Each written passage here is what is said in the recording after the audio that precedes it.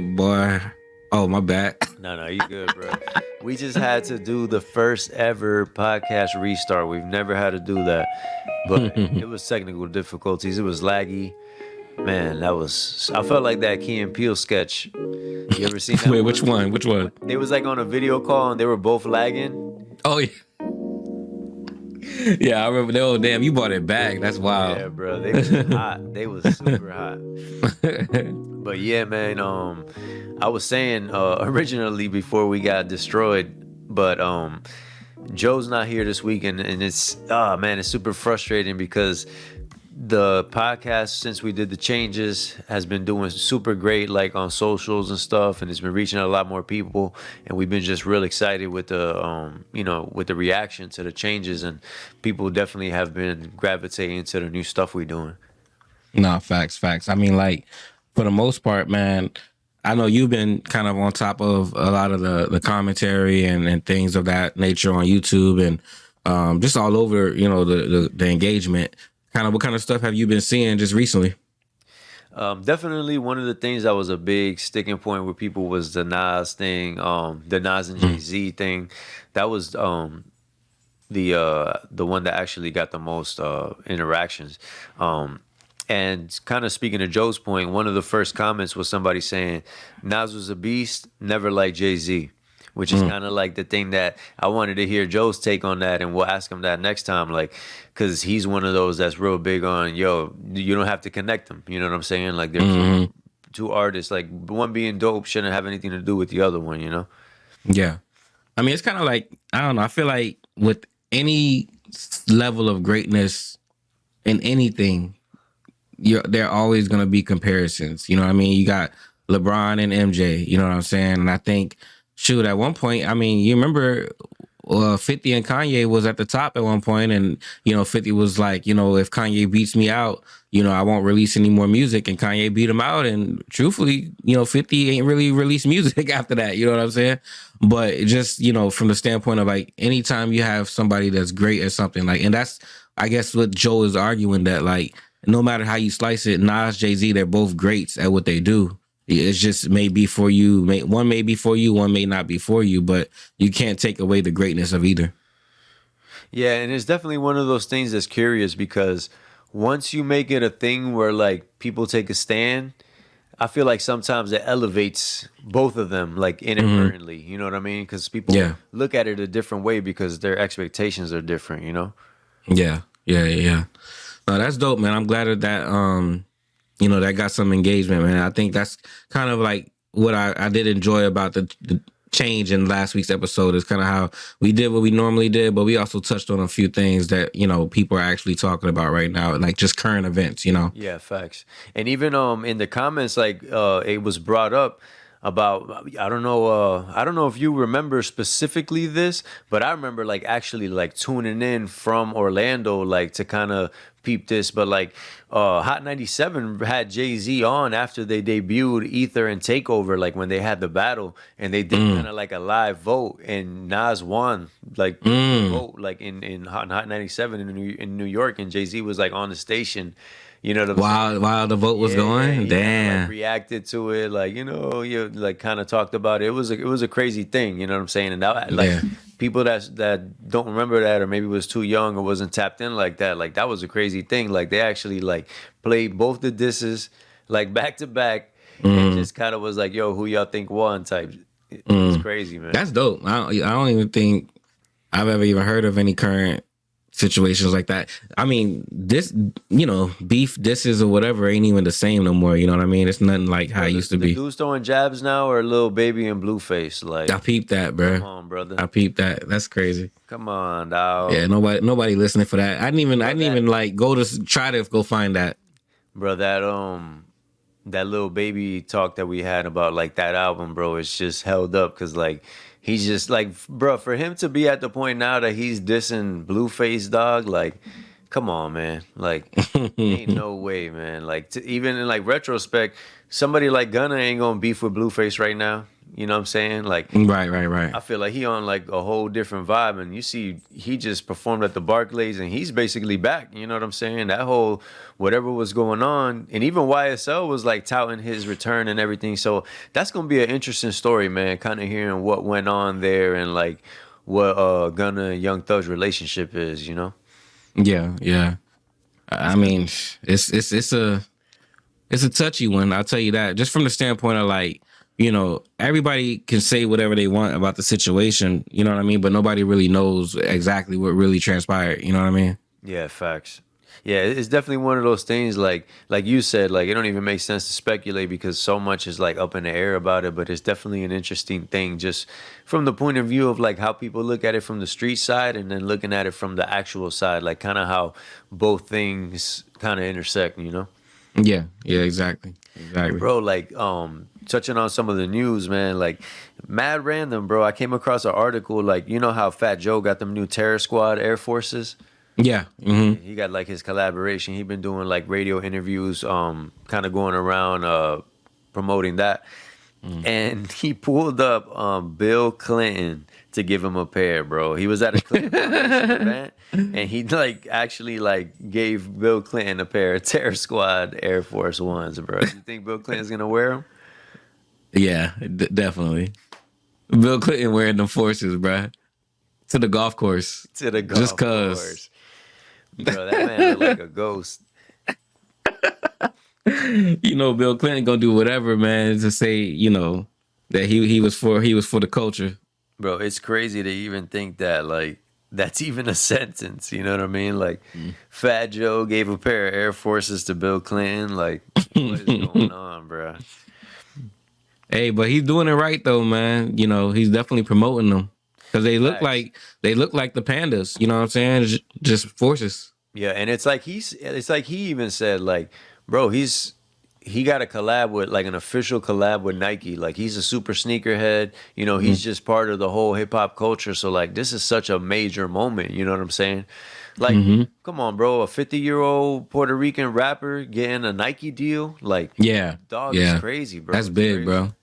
It's way bigger than what it would sound like on paper. You know what I mean? Exactly. Like it's It's big. like it's going across like real nonchalant, but like it really is something dope. Like, and even just his career resurgence that's happened in the last, 5 to 8 years or so.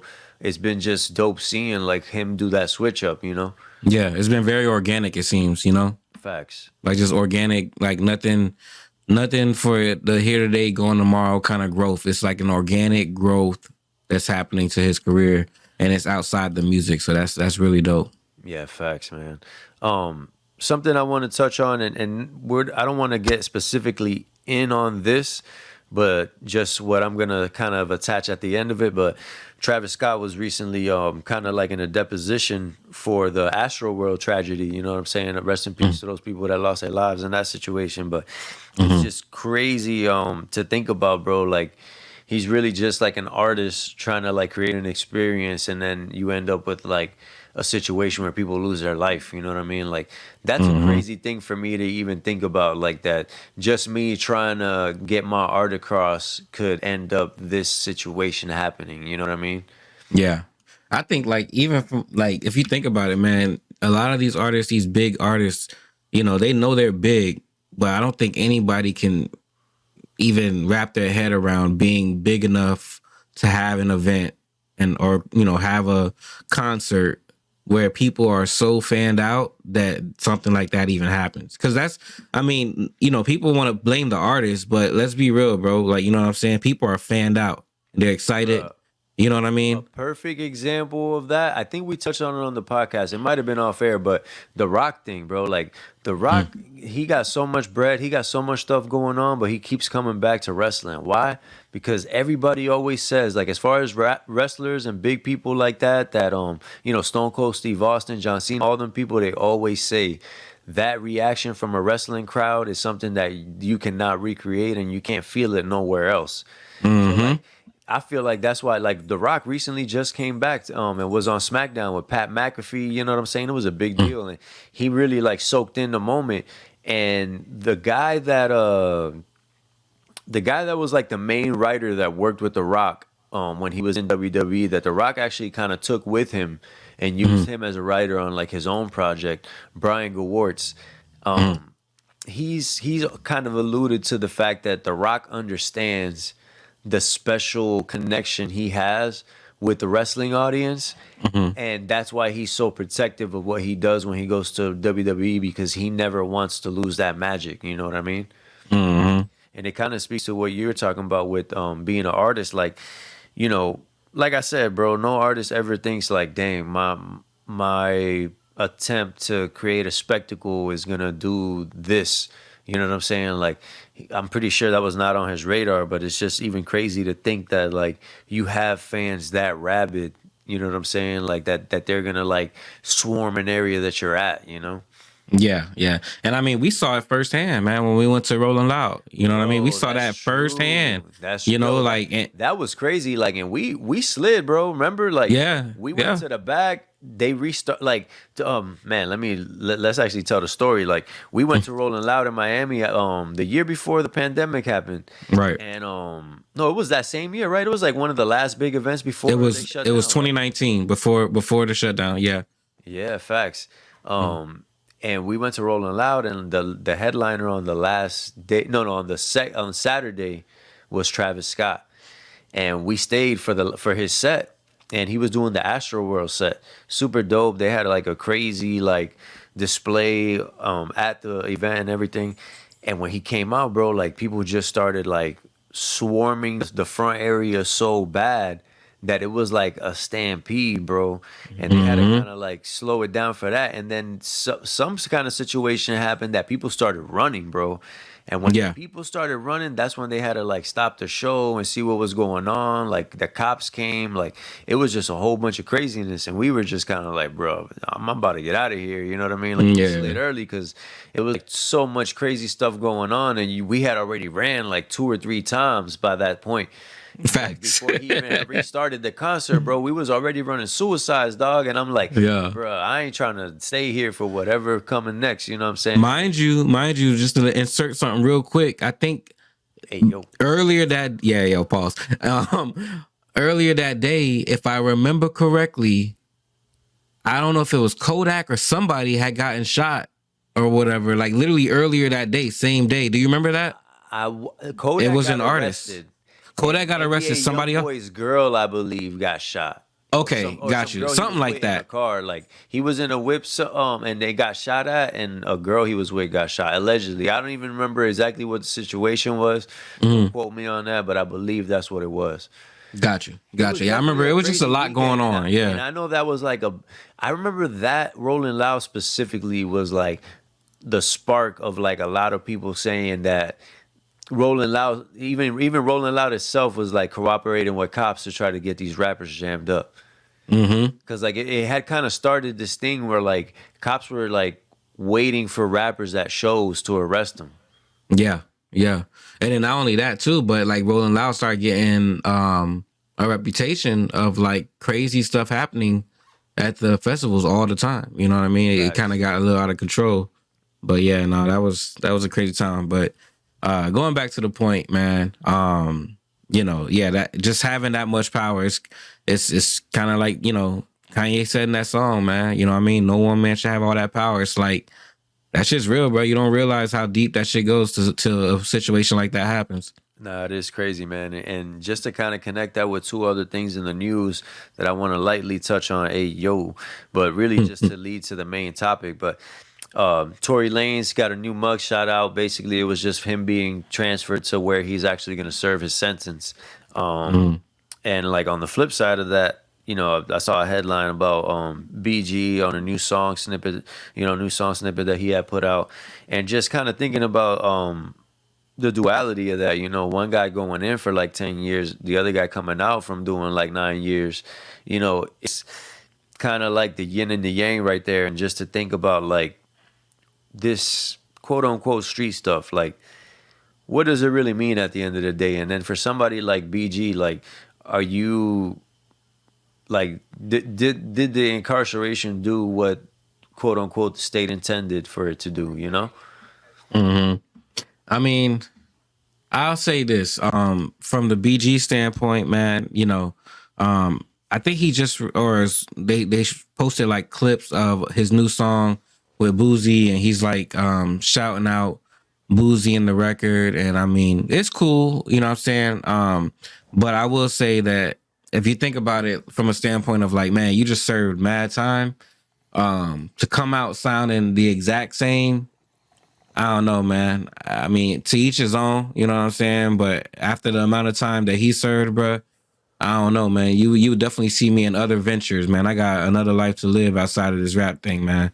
And I'm not trying to sound like the same dude that went in there 20, however many years ago it was. Facts, man. Like it's so crazy because we know people that have done time, and there's always this thing of like you never know what's gonna happen when a person comes out. Like sometimes dudes come out like more savage than they was before. Like once they go to jail, they get like this kind of chip on their shoulder, and they feel like they got this badge of honor now, and they get more wild. And then sometimes it'd be the complete opposite. Like I got a homie that after he got arrested once, he never even like was on no dirt no more, like period. Mm-hmm. He turned his life completely around just from being arrested one time. Like he did like 20 days or something like that because nobody bailed him out. And he was like, bro, when he got out of jail, he was like, dog, I'm done. You know what I'm saying? Like, was a completely different man, bro. I mean, I don't blame him. You know what I'm saying? Like, I don't blame him. I think that, you know, shoot, we only got one life, man. You spend a decade or 2 decades in a joint, man, like that should wake anybody up. You know what I'm saying? And it sucks because it's like it's like one of those never ending cycles that we always talk about where it's like once you get out, it's kind of hard for you to get away from that life anyways, because you know what I mean, every opportunity that you would have, that record follows you, so it's kind of hard. But I don't know, man. I still think that I'll do my best not to revert back to that, man, because like I said, man, you only got one life, man. That time you don't get back, and I think that's why, like, when people go to jail, and it's crazy to me that like these higher up CEOs will do some wild stuff and they'll knock them over the head with $1 million fee that don't hurt them at all. You know what I mean? But then for small things, somebody will get 5-10 years, when 5-10 years is so much more, you know what I mean, than 5 or 10 million. You know what I mean? Like, it's so much more, bro. Bro, I don't even do anything that would get me landed in jail, but like I'm deathly afraid of jail, dog. Like just exactly what you're talking about. Like time, like you're just gonna take time from me. Like that is wild, bro. That's super wild to me. Like I can't even imagine losing any time to jail. So like you said, bro, like for me, I feel like the best course of action would be just to do a complete reversal on whatever could have landed you in jail, dog. Cause, you know, ain't nothing in jail worth anything. You know what I'm saying? Like, bro, you be seeing them pictures of dudes throwing up gang signs, taking like group photos in jail, like like still like repping the block, and it's like, dang, bro, like for real, like it's like that. But it's something that we've touched on the show before. Like that's, bro, when you don't got nobody 2 or 3 generations up with any sense, like what are you gonna do? You know what I'm saying? Yeah. It's Yeah. funny because we got a little group chat, and one of the homies, happy belated birthday, man. He just kind of like let his birthday come and go, and then like Yo, everybody facts. realized later, like, damn, bro, like you ain't even, you know what I'm saying, like you've been ghost. And he's just one of them dudes, you know what I'm saying? Like you don't, but it's kind of like I made it like a little joke, like basically saying like, bro, when you from the hood, dog, like you don't care about your birthday, bro. Like you know what I'm saying? Like it's just a day of disappointment, bro. Like just let that shit come and go. Yeah. Yeah. But that's even like something that you know what I mean, is a crazy thing to just even not value, like the fact that you spent another year here, you know what I'm saying, like really really valuing the time that you're given, especially out being outside of jail, you know what I'm saying. Facts, man. I feel like, the more time I spend living, the more precious time becomes. You know what I mean? It's like you start to really realize, like I said, man, 5 to 10 million compared to 5 to 10 years, no question, 5 to 10 years is more valuable. So Facts. it's This is kind of like a little segue. feel random, but it's not. Shout out to Jari, man. He got a show in October in New Smyrna Beach. That ain't too far from me, so I'm definitely pulling up with wifey. I'm mad excited Dope. to just have like a chill night.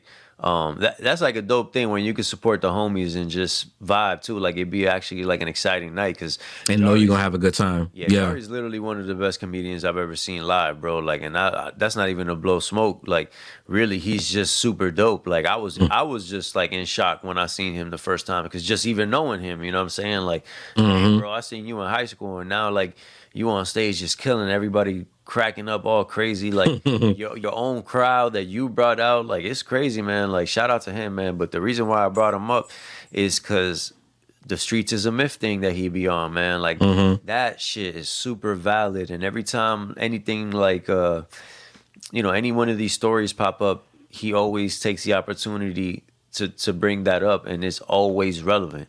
You know what I'm saying? Like people be living by these codes that are just imaginary codes that don't even benefit anybody, bro.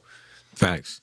Like anybody, not even, you know how like you have like those what they call them, like Ponzi schemes, where it's like a little imaginary code, but the person at the top is the one that's benefiting. Like these street codes, man, they ain't benefiting nobody. Like nobody, bro. I don't know, man. It's just it's a weird thing. I feel like, but if that's what you know, it's what you know. Because, even we had to kind of grow out some of that stuff, Facts. And it's crazy, man. Like you would think that it's just common sense and everybody will realize it, but man, when your radius, going out pretty far is the same kind of people and you don't really know anybody on some other stuff, sometimes it's tough to get out of that because that's, like you said, bro, that's all you know and that's all that's around you. And even when you go, even farther, that's still around you. And that's a whole nother topic even, man. Like just like how that whole, where you're at is just affects like your worldview and what the things you do and what just even your moral compass like is different in different places. You know what I mean? Like for example, for me, I didn't start smoking weed until I was like 25 or something like that. You know what I mean? Like I was a super late bloomer, but everybody I knew smoked it, so it was never a big deal to me or a thing to me to smell weed or, you know what I'm saying, or for people to be smoking or for, somebody to have a little sack on them, pause. It was a common thing. So like that whole culture was something that was easy for me to like roll into, and it was something that I noticed that other people around me that didn't have like the same background as me, it was a lot more difficult. Like even something like this, bro, like especially like when I was a kid, bro, like even around that time, everybody around me sold, you know what I'm saying? Like everybody around me sold weed. Like it was just like from where we're from, like as well as I know, like you could think of like 10 people probably right now that still sell weed, you know what I'm saying? Like that's just super common, like with the people that we grew up with. But that's not a common thing for other people. Like, so people be actually having a hard time finding weed. Like I ended up finding that out when I started smoking. Like I didn't know before because I never smoked, but I always had friends that sold, you know what I'm saying? Like, bro, it was to the point where I had so many friends that sold that like when I first started smoking, people would just not even charge me. Like I had like everybody was like, yo, pull up on me and I got you. You know what I'm saying? Yeah. Because it was like they were just so like shocked and surprised and just wanted to see me smoking. Smoke, yeah. Like, bro, I got you. You know what I'm saying? But then come to find out, like there would be people that be like 3 or 4 people chilling and they're all trying to figure out how to get some weed and they just can't. Like I'm like, damn, bro, 3 or 4 of y'all and y'all can't figure this out. But again, that surrounding that difference, you know what I'm saying? And even that whole weed thing, like we never saw it as a big deal. But if we would have got pulled over or something, you know what I'm saying? Your life could have been way different. Like you said, that record, that big facts. Especially catching a quote unquote drug charge back in those times, like. Bro, you get pulled over with a little sack of weed back then, they make you look like you El Chapo. Like, yo, facts. You just had a little personal sack. Facts, bro. Especially if they trying to meet that quota. Oh yeah, you was on paper. Facts. You was on paper. You ever seen them pictures of like a sheriff department and they got like half a zip or something and like 3 pre-rolls, and then they got like 6 sheriffs in the back with some AKs. Like Yo, they did something, you know what I mean? Like, bro, that's $80 worth of weed, bro. facts. That's that I met my quota picture. Yeah, facts. They put that in the wall.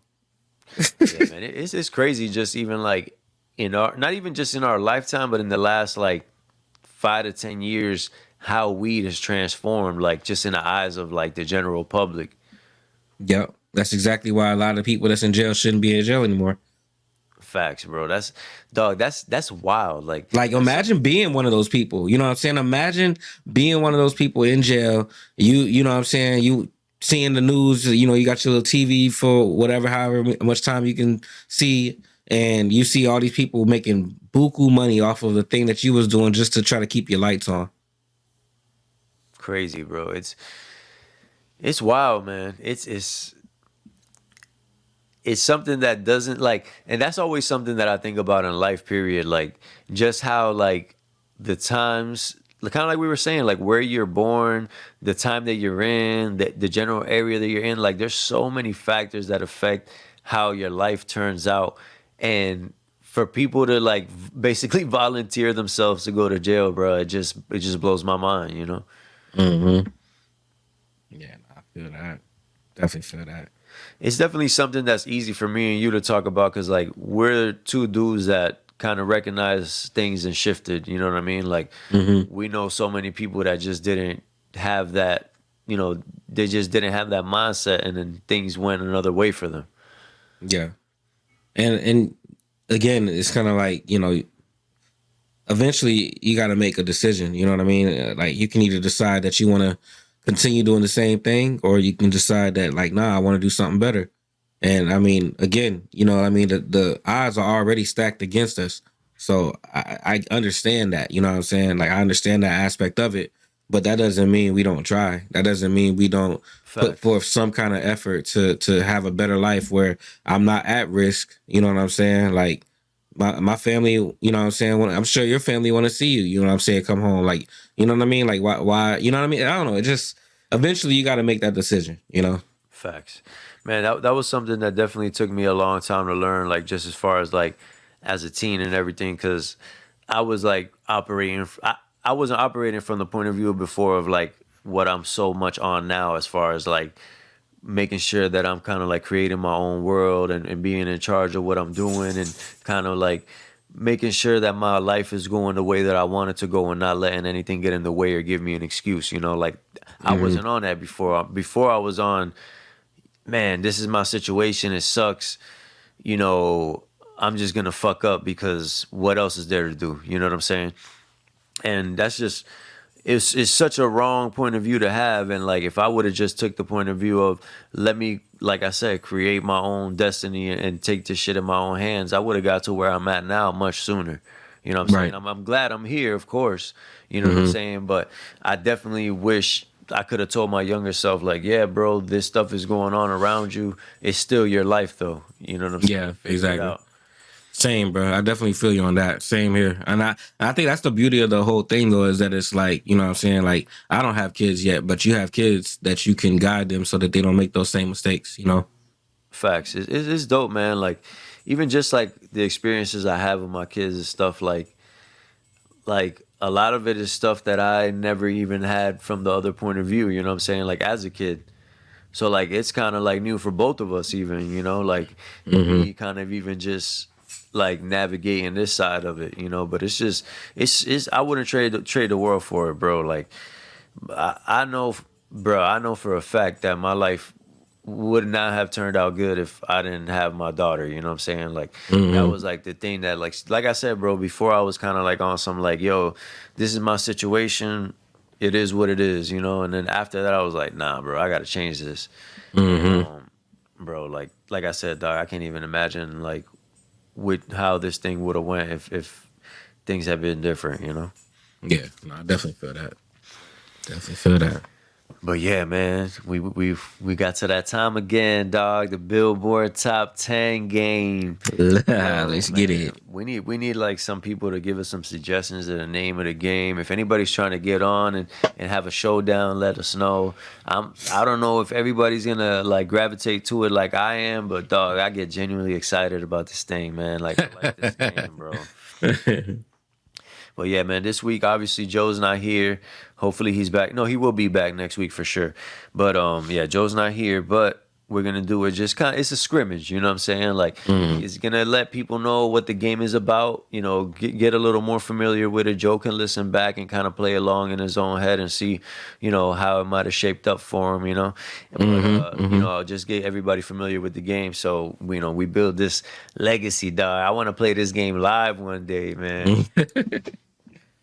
All right, bet, man. So this is the week of November 22nd, 2003.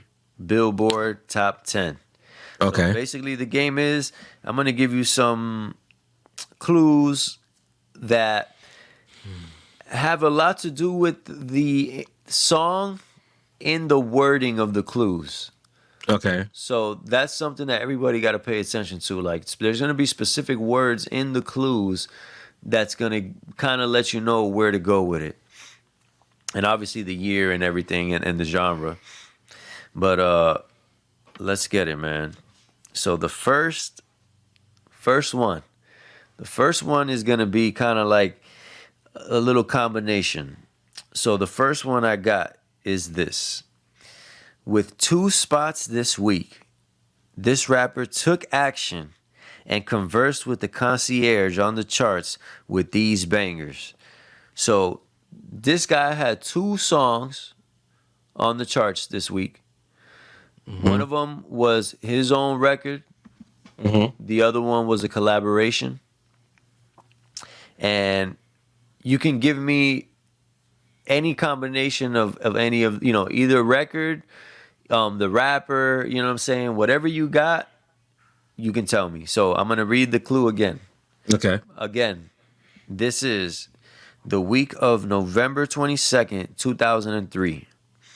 So with 2 spots this week, this rapper took action and conversed with the concierge on the charts with these bangers.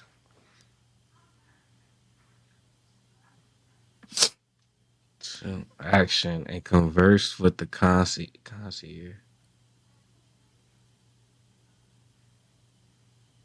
Dang.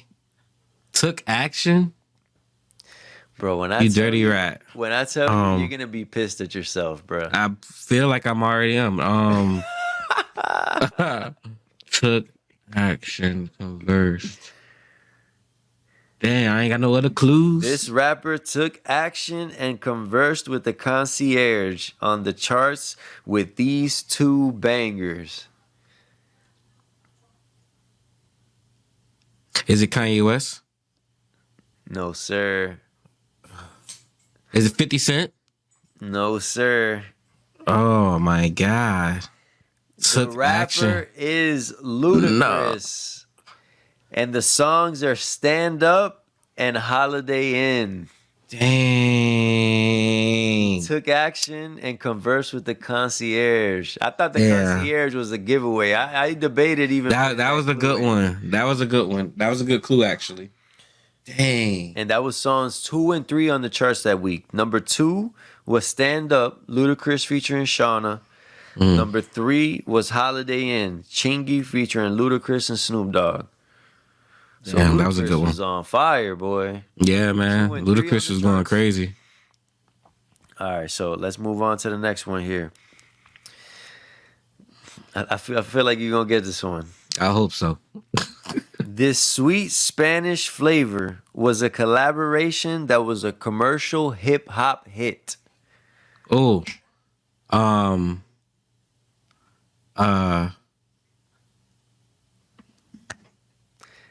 No, This sweet there's more. Spanish flavor Oh, was a okay. collaboration that was a commercial hip hop hit. Oh my God. It's oh my God. And What's it's a the rapper and a singer. Is it Nori or Oye Mi Canto? No. Dang. It is. Let me get the chart position here. You're gonna be tight about this one. Cause if it's not Oye Mi Canto, it's the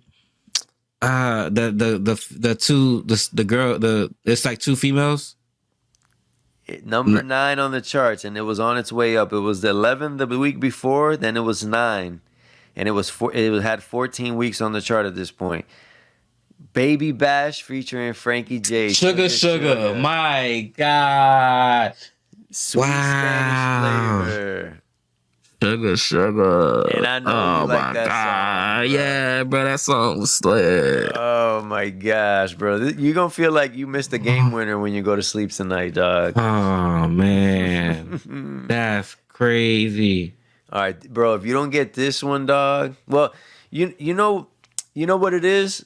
I think for the coming weeks I'm gonna have to throw a little bit more clues in it, because when I think about it, it's like if I just give you the year, you can kind of have a general idea of who it could be, but at the same time it's a little abstract. But this one I feel like you'll get.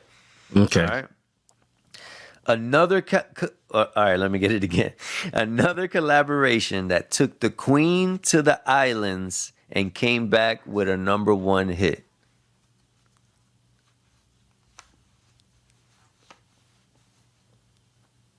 I would assume Rihanna, but I gotta have the song. But is it Rihanna? No, the Queen. It's not Beyonce, huh? I know it is. It's Beyonce and Sean Paul. What's the song? Beyonce and Sean Paul. What was the name of that song? Baby Boy. There you go. Baby Boy. Go. Yeah. Yes, sir. That was actually the #1 song that week, November 22nd, 2003. #1. It had been 15 weeks on the charts, but it doesn't say how long it's been on the charts. But yeah, it was. Bro, check out this top 10, bro. This was hip hop heavy, dog. #1, Baby Boy, Beyonce featuring Sean Paul. #2, Stand Up, Ludacris featuring Shawnna. #3, Holiday Inn, Chingy featuring Ludacris and Snoop Dogg. #4, Damn, Young Bloods featuring Lil Jon. Dang. #5, Hey Ya, Outkast. Sheesh. #6, Here Without You, Three Doors Down. #7, Get Low, Lil Jon and the East Side Boys featuring the Yin Yang Twins. #8, The Way You Move, Outkast featuring Steve Wow. Brown. #9, Sugar, Baby Bash featuring Frankie J. And #10, Step in the Name of Love, R. Kelly. So everything was R&B and hip hop besides #6, Here Without You, Three Doors Down. And look at us today, bro. Bruh. So I was just seeing how some people kind of discussing what was it that I guess hip hop is no longer the hottest genre anymore. It's like become like island music or like Caribbean music. Yep. Yeah, Afro that's beats, Afro that beats. kind of That's vibe. yeah. Yeah, that's crazy, man. It's definitely changed the game. Bro, hip hop 50 years old, dog. Mm-hmm. Everything has its rise, everything has its fall. Fall, yeah. Crazy. You would never consider that with music, you know what I'm saying? Like, it's gonna come a day where it just disappears, bro. It's already disappearing. It's disappearing for sure. Especially like, bro, like, cause bro, I grew up on the dog. One of my favorite songs of all times is Grandmaster Flash and the Furious Five, The Message. Like, if that comes on in my shuffle, I'm letting that ride. Like, to me, that's a banger, and you can't tell me nothing different.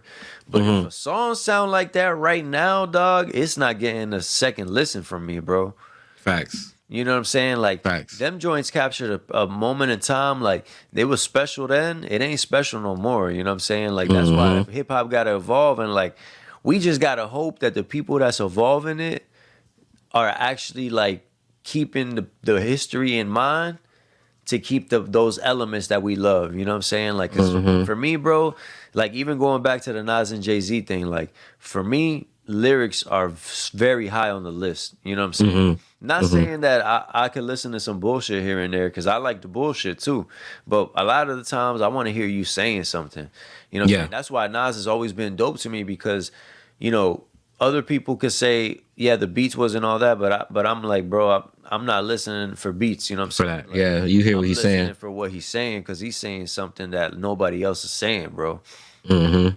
And it kind of just that goes hand in hand with like the changes in hip hop is like, bro, bring it into the future. I'm all for it, but just keep that energy in there. You know what I'm saying? Like, remember where it came from. Like, bro, I'm from that vibe of like, you ain't even really supposed to rap unless you got a reason to rap.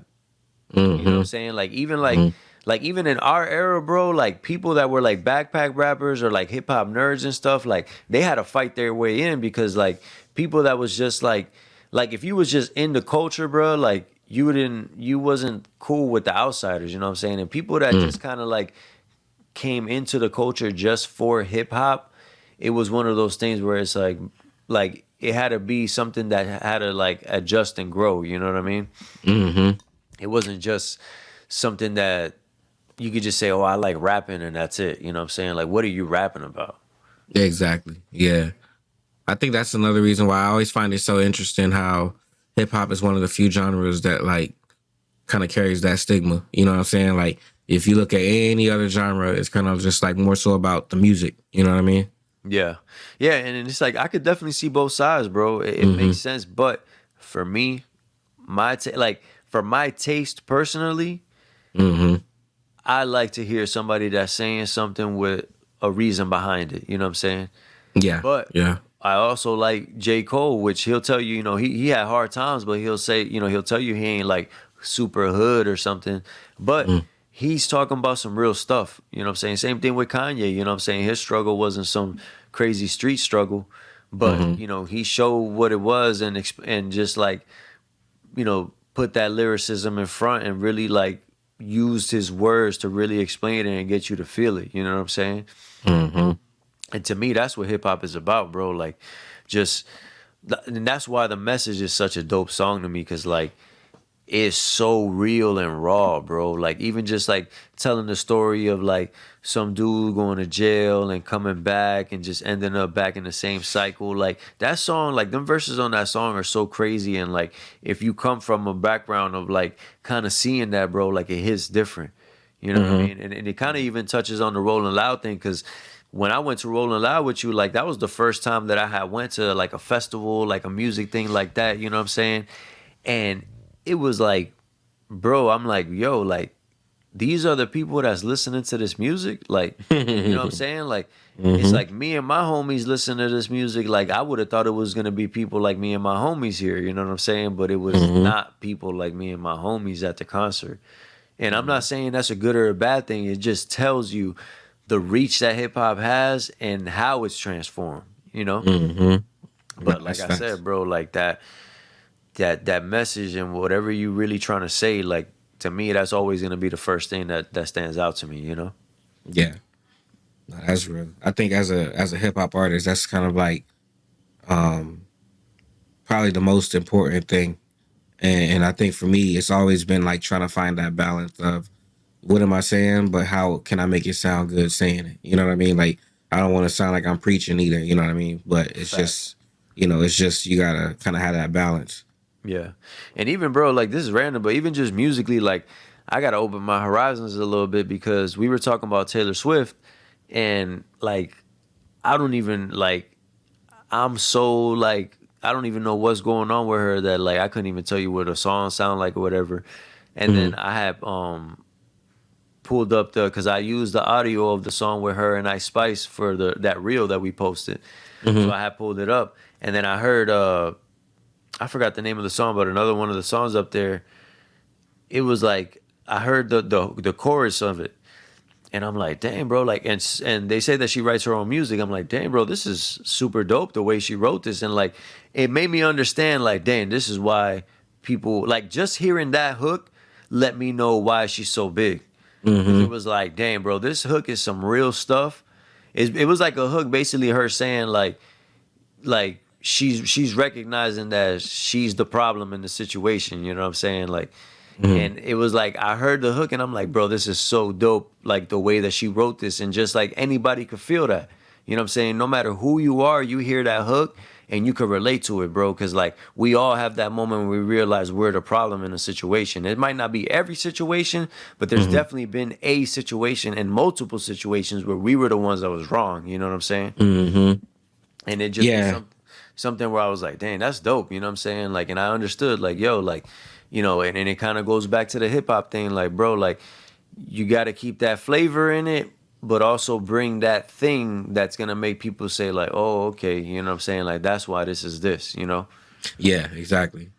No, I mean, I definitely should. I mean, I'm not like a crazy fan, but I mean, living with Robin, I definitely hear her music a lot, and she got some good stuff, bro. She got some joints that I hear, and I'm like, yo, she's dope. Yeah, bro. Same with like Ariana Grande, man. Like, I never really Yeah, checked her yeah. out until my daughter started listening to her, and like songs that I would catch here and there, I was like, I would listen. I'm like, oh, I'll catch like 15, 20 seconds of it. I'll stay listening a little more. I'm like, oh, this song is dope. And I ask, oh, what is this? And she'll tell me, and then I'll add it to my library. Cause it's like, bro, there's just like, and it kind of talk like to kind of even like take it out of the hip hop thing and kind of wrap it up. Like music in general, bro, is about having a unique message to it. You know what I'm saying? Like you got to be able to portray what you're going through in your story in just a way that's appealing to somebody, you know, to their ear. You know what I'm saying? Mm-hmm.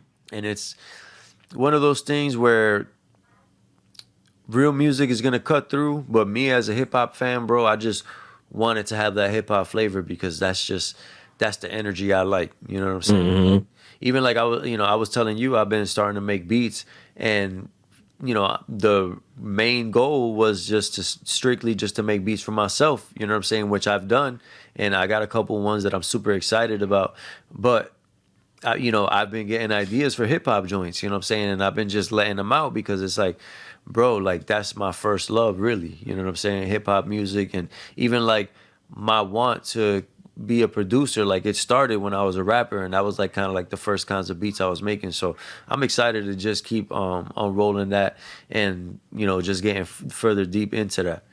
That's dope. Oh, that's super But yeah. dope, man.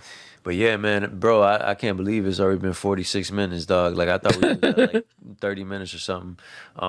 Super dope episode. Like I said, I'm excited to keep going with these new vibes. I'm excited to get Joe back next week to catch up on everything.